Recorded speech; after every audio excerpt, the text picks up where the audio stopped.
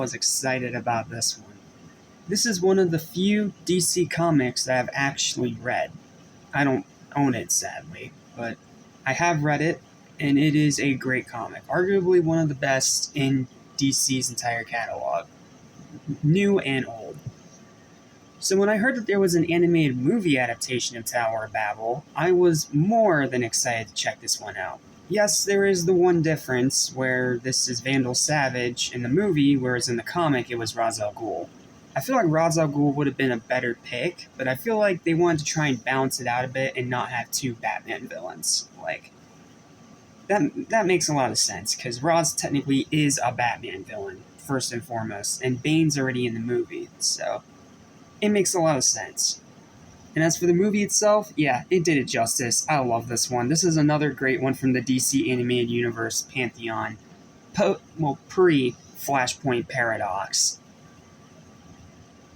So, I have a lot to say about this one, so let's talk about it. What's up? What's happening? What's going on, everybody? Welcome back to Animation Station. You're one such as everything animation. Welcome back to DC Live. Welcome to Justice League Doom, the adaptation of the Tower of Babel storyline from the comic books, where someone steals Batman's confidential plans that has the weaknesses of the entire Justice League, and this Legion of Doom forms to take them all out.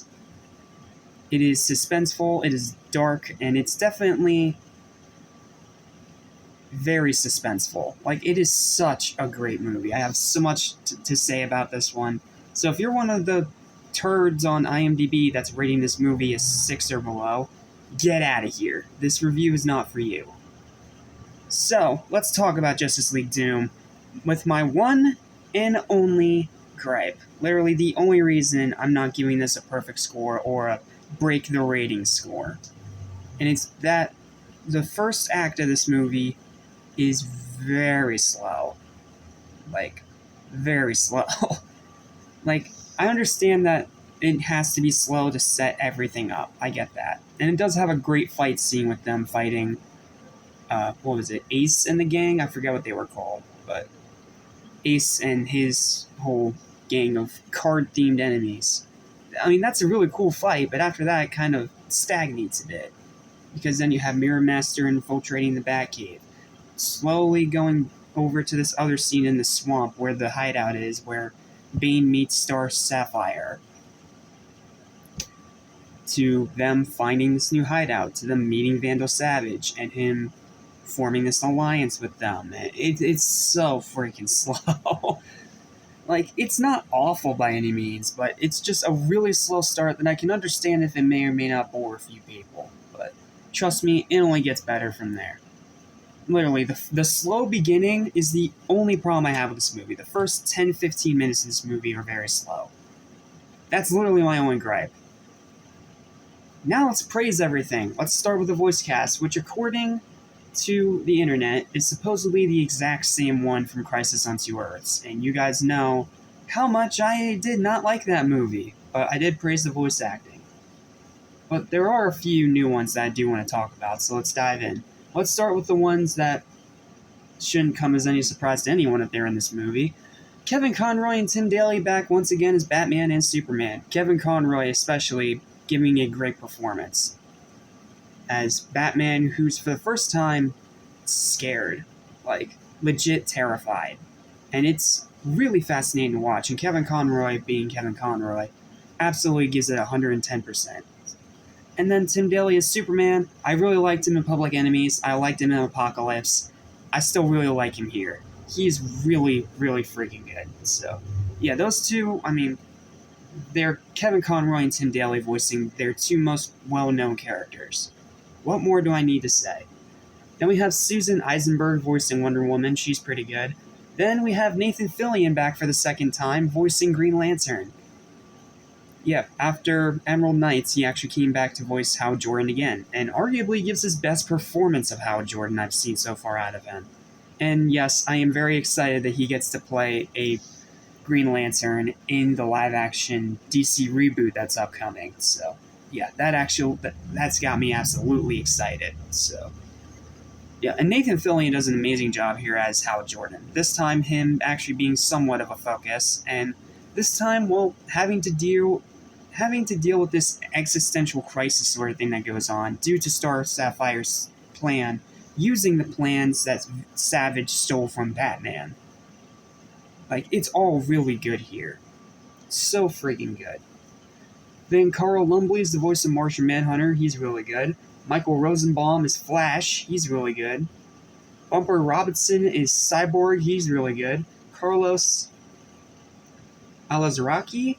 I'm just gonna take a guess at it. Alazraki, the guy that's been in almost all these movies in some capacity, is the voice of Bane. He does a really good job here. Then Claudia Black is Cheetah, does a great job. Paul Blackthorne as Metallo is really good. Olivia Diabo, I don't know how to pronounce that, as Star Sapphire is really good. I'm actually surprised that Star Sapphire is in this movie, considering the fact that she's such a deep-cut DC character. Then Alexis Denisoff is Mirror Master. He's pretty good. Phil Morris is Vandal Savage. He's really good, but Savage as a villain is just okay. And then Grey Griffin is Lois Lane. She does really good for the one line that she gets. Robin Atkins Downs is also back as Alfred. He does a great job. Brian George as the mayor is okay. Danny Jacobs is okay. And then the one SWAT officer that talks to Cyborg when he tries to talk down Wonder Woman because she's having this... Well, she has this toxin going through her head that makes her think that everybody's Cheetah, which is a really nice twist. And he is voiced by D. Bradley Baker, which many of you may or may not actually know better for the multiple characters that he's voiced on SpongeBob SquarePants. Yes, I'm a SpongeBob nerd, and yes, I'm bringing it up in a DC review. Shut up. So, yeah, he does a great job for the one or two lines he gets. Like, seriously, this cast is really, really freaking good. Like, they all do a really good job, and of course, Kevin Conroy's Batman is the star of the show. He does an amazing job. All of them do an amazing job. So seriously, great job to the entire voice cast. They did an excellent job on this one. Next up, let's talk about the animation. And from what I've been able to tell, according to the internet, I did a little research after finishing watching this movie. Apparently, this is the same art style and animation style as Crisis on Two Earths. But yet somehow I actually like it more. I feel like it does a better job utilizing this style. Like, it's uniformal, it works with all the characters, nothing feels that out of place, and it's all animated really well. Like, this animation's great. There's no freaking crappy CGI, there's no obnoxious, horrendous, awful walking cycle like in Mystery of the Batwoman. It is all really done well. Very, very, very well done to the animation. Excellent job to the animators. Next up, let's move on to the writers. This is another one that Dwayne McDuffie had a hand in writing before he passed away. Heck, this movie's actually dedicated to his memory. And him and Jerry Siegel do a really good job with the writing here. Yes, it's not one for one like the comic book, but it still feels very faithful to its source material. Like, it's not the DCEU where it feels like it's just trying to insult and completely, devalue that source material at every single turn. No. Here, it's very faithful to the Tower of Babel storyline, but it has its own unique little twists that make it very unique and stand out on its own, both from the DC Universe movies as well as the actual comic that it comes from. So, yeah, the writing here is great. It's adult, it's mature, it's well done. It's the DC Universe at its absolute peak. And then there's the storyline. I'll read off the synopsis here on IMDb to give you guys an idea, even though there is a little typo in here I want to make a little joke at. So, here it is. The Justice League are a team of great power, but also of personal secrets they thought safe. That changes when the immortal supervillain Vandal Savage has Batman's Batcave secretly raided to learn them all and more. Soon the Leaguers are individually bested. It says beset, but it's bested. By their enemies who attack them with inescapable death traps. Well, with inescapable death traps, specifically designed with said information. and Batman gets buried alive by Bane. Yeah, that happens. With that, all seems lost until an indomitable knight and a young titan combine to deliver salvation, even as Savage uses the opportunity to implement a far grander scheme. So, yeah, it's a pretty good story. Like, yeah, it is a little bit by the numbers when it comes to actual DC stories, but the DC stories, especially the one it's, again, adapting off of Tower of Babel, is really, really well done. I really enjoy that. So, yeah, that one's pretty cool. Next, I think I'm actually going to read off some some cool little trivia facts because this is some of these are pretty interesting. I know I haven't done this with any of the other DC movie reviews, but I really want to talk about the trivia here because some of it's really fascinating. First up, as I already pointed out, in the comics, it was Batman's enemy Ra's al Ghul that got a hold of Batman's secret files regarding the Justice League teammates and their weaknesses instead of Vandal Savage. But again, I can kind of understand why they didn't use Ra's al Ghul here, because again, you already have Bane in this Legion of Doom. If you had two Batman villains, that would be a little bit lopsided, as great of a villain as Ra's al Ghul is, when done correctly. Nolan Trilogy. Sorry, that was a bit of a low blow, but you know what I mean. But yeah, I mean, Vandal Savage still works for what he is, but as a villain, he's just okay. What other facts are here? Phil Morris reprises the role of Vandal Savage from Justice League 2001. Oh, apparently he already voiced this character. Okay. Morris also played John Jones, the Martian Manhunter, on the television series Smallville. That's interesting. This marks the 21st time that Kevin Conroy has provided the voice for Batman. That doesn't surprise me. He is the small screen Batman and will never be topped. No offense to Jensen Ackles, but you have a long way to go before you ever top Kevin. While most of the film material is completely original, the plotline of Batman developing countermeasures against his Justice League teammates as a deterrent, only to have the plan stolen and used against the Justice League, is based off the 2000 JLA storyline Tower of Babel, which, like I said, great comic book.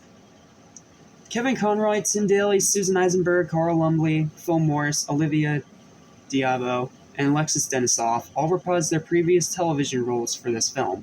Additionally, Michael Rosenbaum, who previously voiced Wally West Flash, returns to voice Barry Allen Flash. Okay, interesting. I actually didn't know about that one. For the Justice League members that appeared in both the original comic storyline and the film, the contingency plans that Batman developed differ between each version. A few examples from the comics are that Superman was exposed to a special red kryptonite that caused his skin to turn red as a result of absorbing too much yellow solar radiation, or that Green Lantern's ring caused him to go blind due to a post-hypnotic suggestion that made him believe he was blind, which was placed while he was sleeping. In the film, Superman is shot with a kryptonite bullet, and Green Lantern was made to doubt the power of his ring by giving into fear.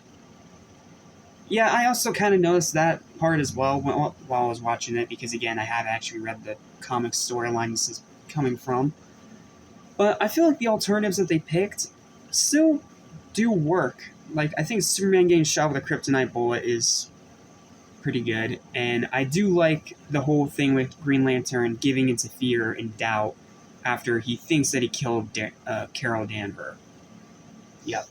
I'll get into that scene later. In the original comic book storyline, Wally West was serving as the Flash instead of Barry Allen. This was due to Barry Allen being lost in the Speed Force at the time, and he did not officially return until 2008, which was 23 years after he was originally killed off. Okay. In the original comic book storyline, it was Kyle Rayner and not Hal Jordan who was serving in the Justice League as Green Lantern, since this took place after Hal Jordan had become Parallax and then Spectre prior to the storyline's release, and he wouldn't serve as Green Lantern again until the Green Lantern Rebirth storyline that was released 5 years later.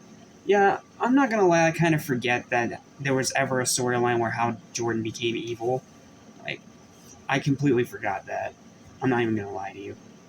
A slight difference between the lineup in the Justice League between the original comic book storyline and the film is that Cyborg was serving in the Justice League in the film, while in the comics both Aquaman and Plastic Man were part of the Justice League. Yeah, I'm kind of surprised that they weren't in here, because they are, Aquaman specifically, a bit more well-known members of the actual League. Although not his first time voicing Superman, this is the first time Tim Daly has voiced Superman in a Justice League feature after initially being unavailable for the Justice League series. Okay, interesting. George Newbern, who was the second voice of Superman for the Bruce Timm animated universe, was originally meant to play Superman here, but not available, so ironically he was replaced by Tim Daly. Yeah, and George Newbern is also the voice of Superman in Multiverses, for those of you that play that game. In the original comic, Wonder Woman was dreaming of fighting supervillains for her contingency plan, an illusion. But in the film, she doesn't have a clearly stated plan. Instead, Cyborg gets a more dynamic version.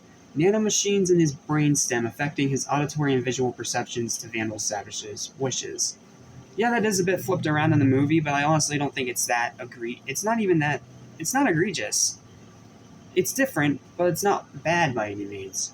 Cheetah has an Australian accent because her voice actress Claudia Black is Australian. Okay. The Justice League in this movie look very identical to their Young Justice Season 1 and 2 counterparts. Yeah, that is actually a pretty interesting similarity. And the film was animated in Japan, implied by the end credits. Okay, interesting. So yeah, there's some facts. I guess the next to do is to try and look for some of my favorite quotes.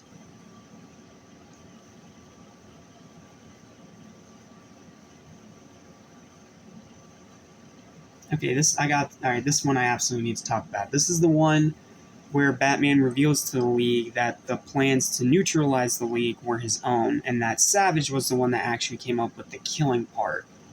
I've carefully studied every Justice Leaguer, past and present, and create contingency plans to neutralize you should that be necessary. You've got to be kidding me. Neutralize, not kill. Whoever implemented my plans altered them. It's still a completely unacceptable breach of our trust. The members of the Justice League are among the most powerful and potentially dangerous people on the planet. You think one of us will go to the other side, or succumb to mind control? Yes, it's possible. That's why I developed plans for containing any and all members of the JLA, should the need ever arise. None of us would ever do that to you. Then you're damn fools. Like, Batman doesn't regret what happened. He doesn't regret making these contingency plans. He regrets that it almost got the League killed. That's what he regrets, but he doesn't regret making the plans either. Adding more depth and dimension to his character.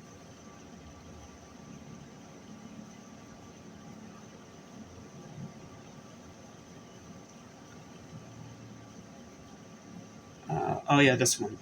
This one where he decides to leave the League even though he was about to be voted out. In light of this recent breach of trust revealed to us during the Vandal Savage matter, we have to decide whether Batman should remain in the League. All those in favor of wait. Before we vote, I believe the accused should be allowed a few words in his defense. Second, okay, Batman, my actions don't require any defense. In the same situation, I'd do it again. Oh, come on!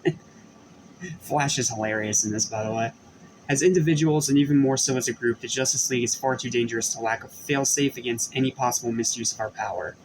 So he's not doing it because he hates or suspects any of them of being evil. He wants to keep the world safe in case they become evil. So, yeah. He does it for completely non-selfish reasons.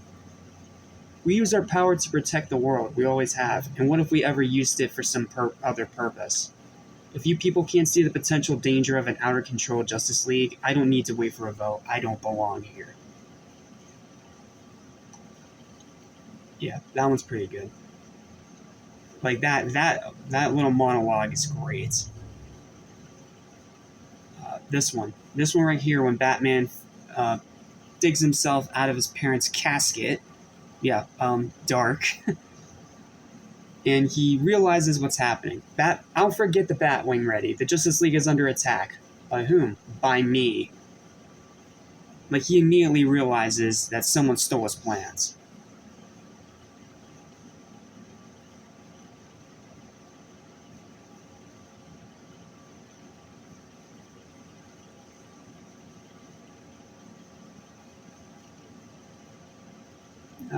I'll do one more. Let me try and find a really good one.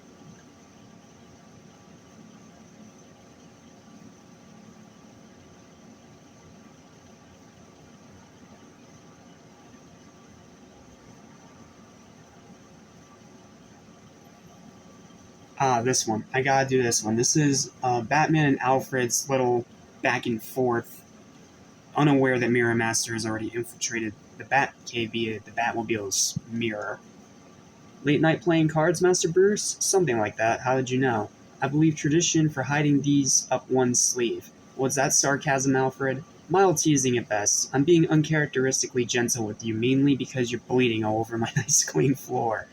Not going to let me go to work. That is correct, Master Bruce. Not until you've had proper medical attention. Fine. Food and a minimum of 8 hours bed rest. Let's get this over with. I made chicken soup. You can eat while you brood, and I'll put in your stitches myself. It will be delightful, I'm sure. Alright, by the way, the part about the stitches, that would be sarcasm. Like, the humor in this movie is really well written and well done, and it adds a little levity to this pretty grim and dark storyline. But it doesn't come off as forced, and it's not like roll your eyes cringy humor. It's actually funny. Any more? Yeah, this one. This one I have to talk about. This is the one when Star Sapphire tricks Green Lantern into giving into his fear and taking off his ring. In other words, existential crisis. She sort of looks like me, doesn't she? Carol? Yes, her name was Carol too. She's beautiful, of course, and she has dark hair like mine, and the stench of your failure hanging over her. You didn't mean to get all those people killed? You didn't mean to betray me, drive me into becoming this? What didn't you mean, Hal? I don't know. I'm afraid that you don't deserve to have so much power, that nobody does? Yes, I don't deserve this. Then I hope you have the decency to do what's right and suffer for your many sins. Like, damn, such good freaking writing. Let me see if I can find the other one where Green Lantern talks with Batman. Let me see. See if I can find it. Because I really want to talk about that. Is it in here? There's Metallo, Vandal, Batman. Aha, yes, here it is. Hal, listen to me. However it looks, this wasn't your fault. Whose fault was it then? I was the one with the most powerful weapon in the universe. I was the one whose arrogance led to this girl's death. I know more than a little about arrogance. I also know that about dead bodies, and that isn't one. She's a sophisticated android. They all were. The entire scenario was created to convince you that you made a bad call, but you didn't. I was afraid that no. You weren't afraid, not really. You were dosed with a synthesized version of Scarecrow's fear gas, because will is the source of your strength, and fear is the enemy of will. I've got the antidote to the fear gas. Don't need it. Robots, advanced drugs, physiological profiling. No way Star Sapphire came up with this on her own. I did this to you. To all of you. Like, Batman reveals how the whole plans came from him first to Green Lantern. Imagine how you'd react in that situation, finding out that someone you thought was your friend having this contingency plan that was stolen by other people just to make sure that you're neutralized. Yeah, I'd be pretty pissed. So, yeah, that's pretty much all the quotes I want to say, because it's already almost 30 minutes into this video. But yeah, the writing and character dialogue in this movie is so freaking good. Like I said, the only drawback is the first 10-15 minutes being slow. And even then, it's not boringly slow. It's just slow compared to the rest of the movie, which is pretty fast-paced. So, yeah, I've discussed the voice acting, the pros, the one con, the writing, the story, some of my favorite quotes, and I even gave you some extra bonus facts. Oh yeah, also Andrea Romano returns as the voice director once again, and she's amazing at this. So, yeah, I pretty much talked about everything I can with this movie, so let's go ahead and get straight into the final verdict. This is another excellent movie from the DC Animated Universe back catalog. It is a fantastic film, a great adaptation of the comic book while also adding its own unique aspects to make it stand out. Great characters, great writing, great story, great action, great animation. It's just a fantastic film that's darn near flawless. I seriously cannot recommend this one enough. Whether you're a Batman fan, a Justice League fan, a Tower of Babel fan, or just a fan of these animated DC Universe movies, you're going to have a great time with this one. This one is so much fun. I cannot recommend it highly enough, and it is so well done. Dwayne McDuffie would absolutely be proud of this one, and this one was more than worthy of his dedication at the end. So, yeah, great movie. Absolutely check it out if you haven't already. My final verdict for Justice League Doom is going to be an easy, high, yet again another 9 out of 10. Once again showing how the animated DC Universe movies are leagues better than the live-action failure bomb wreckages that was the DCEU. Like, this is so much better than half of those movies that it's comical. And the fact that this movie costed not even a quarter of how much those other movies costed to make, that is, that's sad. But this one is fantastic. You absolutely need to check it out. And at only an hour and 14 minutes, it is absolutely worth your time. Highly recommended. Absolutely check this one out. And I'm a bit sad that this is the only one in this specific timeline, because I would love to see a sequel where they would have to, deal with the repercussions of what happened here. How Batman would have to survive without the League, or how the League would have to try and continue to operate without Batman there to help with their decisions. Like, that would have been so fascinating, but you know what, as it is, it's still a great movie. It may be a one and done, but it is fantastic. Fantastic movie. I can easily see why people consider this one of the best in the DC Universe movie pantheon, or at least according to the internet. I'm not listening to IMDb because I feel like half of those are made by bots. So, yeah, great movie, excellent adaptation of a great story, a great comic book storyline that you need to check out if you haven't already. Well, that's it, and it is officially the 15th, so we only have 2 more days of DCLI, and then we have to switch gears to another certain group of comic book heroes. But I think I've got some pretty good ones lined up to finish this off. Then again, I haven't watched one of these, so who knows? Maybe I might be surprised and we might have another dud on our hands, but I don't know. But the point is, I've had a lot of fun with this marathon. I've had a lot of fun reviewing and watching all these movies. A lot of these were first-time watches, and a lot of them were fantastic.